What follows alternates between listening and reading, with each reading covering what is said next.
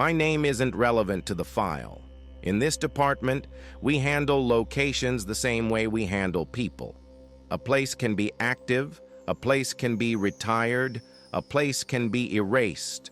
And if a place is erased correctly, it stops generating paperwork.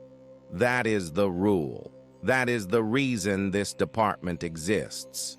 The file I am reviewing was meant to be closed years ago. A completed demolition, a confirmed removal, except the archive never stopped receiving updates. And before we dive in, hit that subscribe button because this story gets dark. The folder is labeled simply Municipal Office Annex, removed. The address is redacted. That is not unusual. Some locations are removed for reasons that do not belong in public records. Environmental hazards, structural contamination, administrative necessity. But once a building is removed, the documentation ends. No maintenance, no inspections, no utility reports.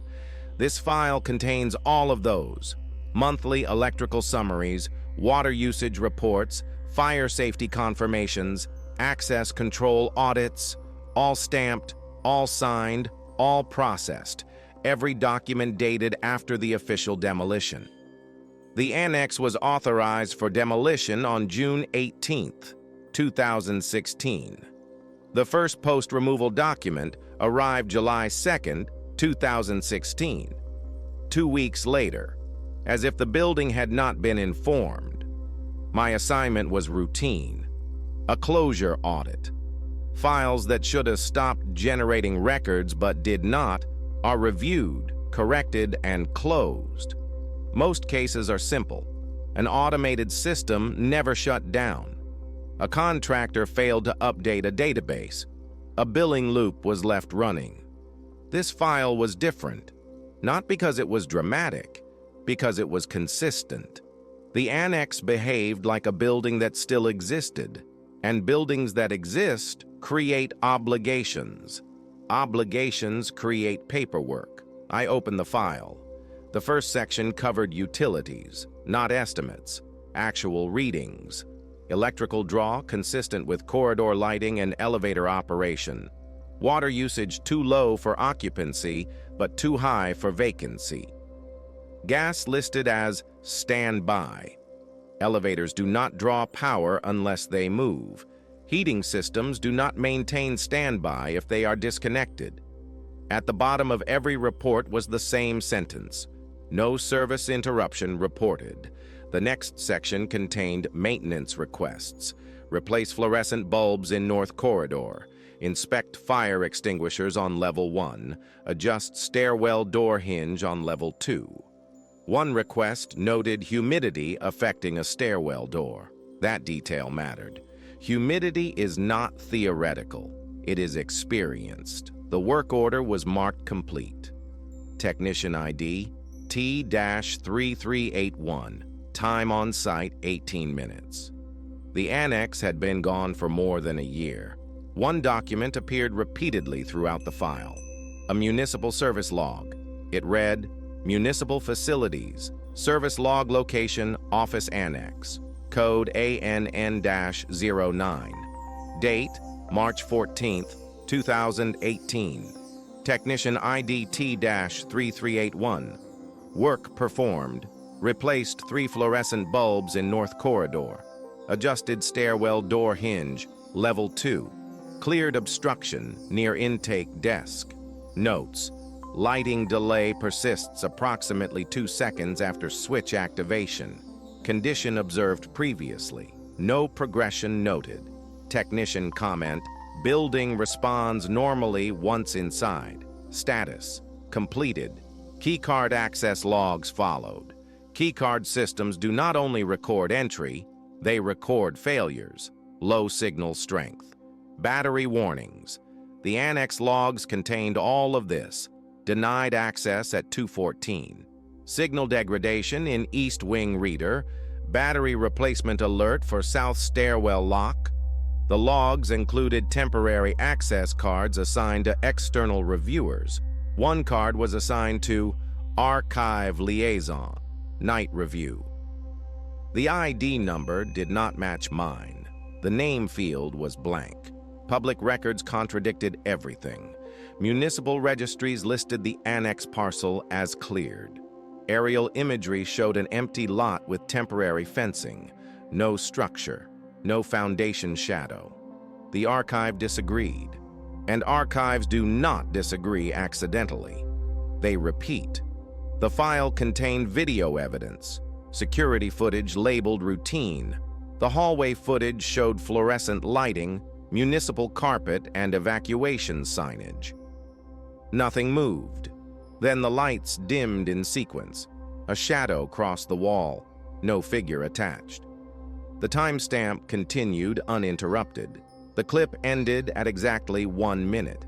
Another clip showed elevator doors opening to an empty lobby. The elevator did not move. The floor indicator changed. The doors closed. The elevator hummed. The doors opened again. Same lobby. The wall clock behind the elevator advanced by 1 minute. On the third cycle, a shape appeared in the corner of the frame, low to the ground, unidentified. The doors closed. When they opened again, the shape was gone. The timestamp jumped forward several hours. Technician T3381 existed. Contractor, employed 2014 to 2018. Resigned without incident. Exit summary contained 1 line. Employee reports difficulty confirming site location. No elaboration. Floor plans were included, updated long after demolition. Rooms changed purpose. Doors appeared where walls had been. One new room was labeled Archive Intake. A note beside it read, "Deliveries accepted after hours." I attempted to close the file. I submitted a status correction, removed to confirmed removed. The system returned a response, not an error code, a sentence. Location status cannot be updated while occupied. I tried again, same response. Then another message appeared. Please confirm evacuation prior to removal. Evacuation records were incomplete. The final report ended mid-sentence. All personnel accounted for, except... No continuation, no signature. On the reverse side of the page, handwritten text was visible through the paper. Removal does not mean vacancy. A system notice appeared in the file. Archive system notice action requested. Location status update. Target, Municipal Office Annex request denied. Reason, location status cannot be updated while occupied. Reminder, administrative removal does not imply vacancy. A contact number appeared in the file without a label. I called it. The line connected immediately. Fluorescent hum, HVAC breath, distant typing. A voice answered, "Municipal Office Annex, night review." I said the annex was removed. The voice replied calmly, "Removal was processed, occupancy was not." I asked who was inside. The answer came immediately. "Yes." I asked how. The voice said, "You are still documenting us." Footsteps sounded in the background. Slow, measured. The voice lowered. "It is doing rounds." I ended the call. The next document appeared instantly. Evacuation request. Archive Department. Please send someone to confirm the lot is empty. I went to the site. The lot was empty. Flat ground, temporary fencing. Footprints led toward the center of the lot. They stopped. A shadow crossed the ground where no structure stood.